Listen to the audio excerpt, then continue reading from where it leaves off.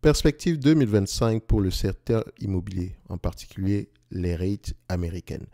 Et je mentionne bien les rates américaines parce que dans ce secteur-là, vous avez deux sous-secteurs.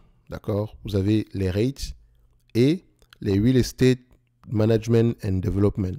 C'est deux sous-secteurs. Et maintenant, chacun des sous-secteurs ici il y a des industries dans chacun des sous-secteurs.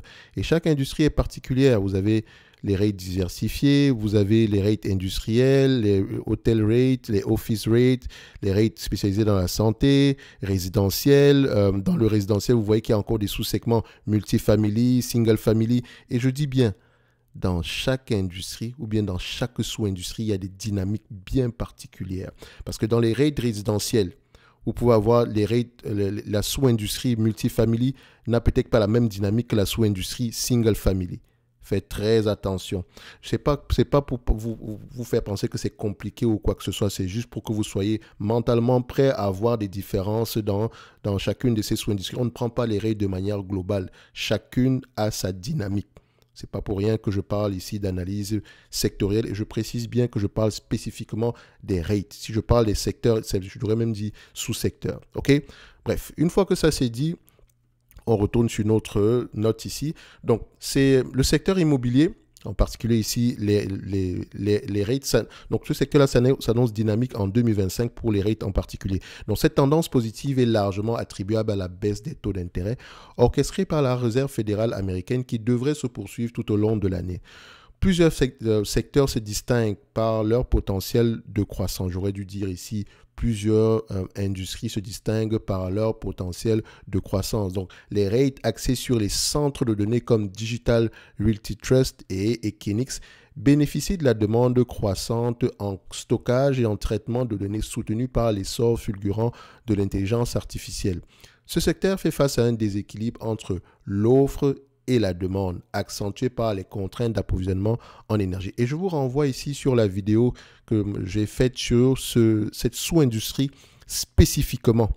La vidéo ici date du mois de décembre 19 décembre 2024. La voici. Je vous laisse aller la voir. Et comme je dis toujours, ce sont des informations selon mes lectures. D'accord? Et donc maintenant, vous pouvez apporter une critique. Si ne prenez pas tout ça comme parole d'évangile ou quoi que ce soit. De toutes les façons, si vous êtes sur cette chaîne, c'est pour apprendre à penser par vous-même. D'accord? C'est pour ça que je ne vous dis pas de faire quoi que ce soit. J'ai cité Digital Realty Trust et Equinix, ce sont des exemples. Ça ne veut pas dire qu'elles sont sous-évaluées. Et puis d'ailleurs, je ferai des notes d'analyse sur chacune des entreprises que je vais mentionner ici. OK? Donc, on revient. Ensuite, le secteur de la santé présente des perspectives très positives, portées par le vieillissement de la population américaine et la hausse des dépenses médicales.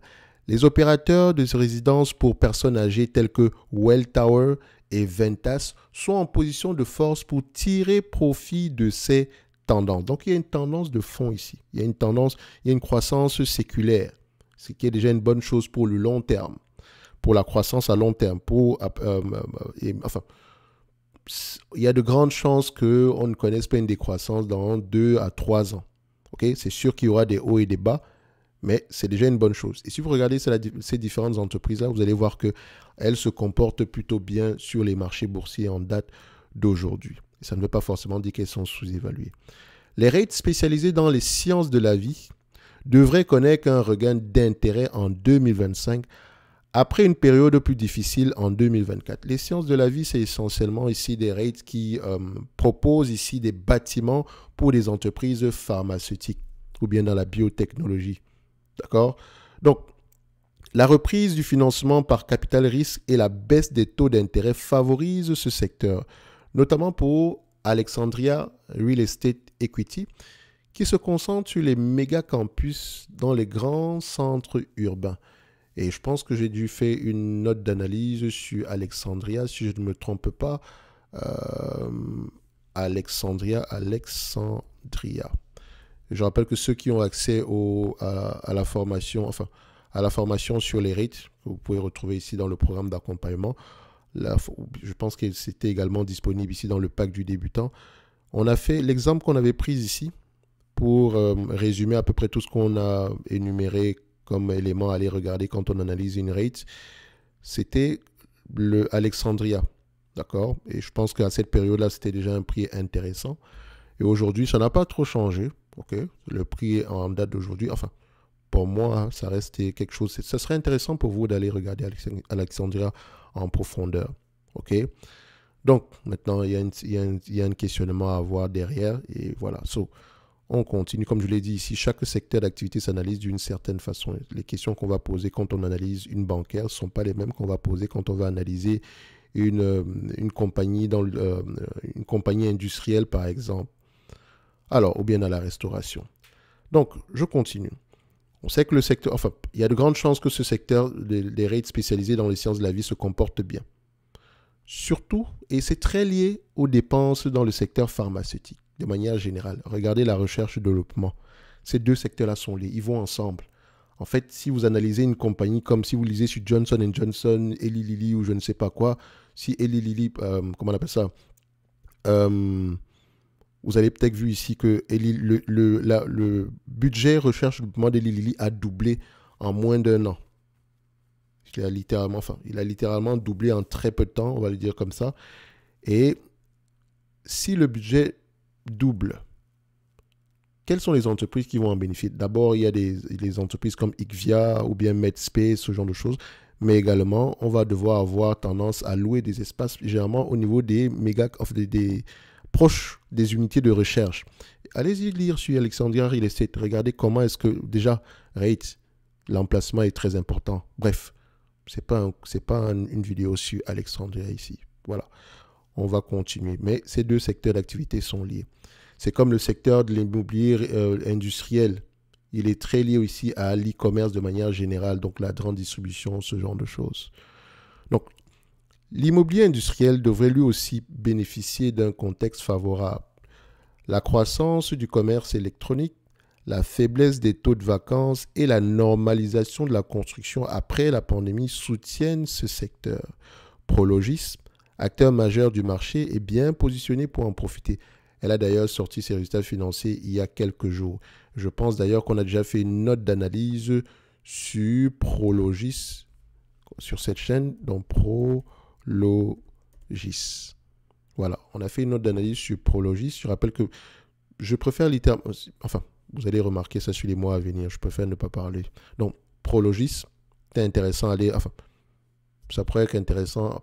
Pas intéressant du point de vue investissement, mais pour au moins accumuler les connaissances. Je sais que vous n'aimez pas, vous aimez uniquement... Enfin, en fait, vous faites ce que vous voulez dans tous les cas de figure. Mais c'est toujours intéressant ici d'analyser une compagnie, même si elle est surévaluée. Comme ça, quand une opportunité d'investissement se présentera, vous serez prêt à réagir. Parce qu'il y a les opportunités, il y en aura toujours. Le problème, c'est que quand une opportunité se présente, il faut être prêt à réagir parce que ça ne vient jamais gratuitement. Il y a toujours une mauvaise nouvelle derrière. D'accord? Donc, je ne sais même pas. Les Prologis, ici, ça va dépendre de la croissance à venir. Je ne pourrais même pas dire qu'elle est surévaluée.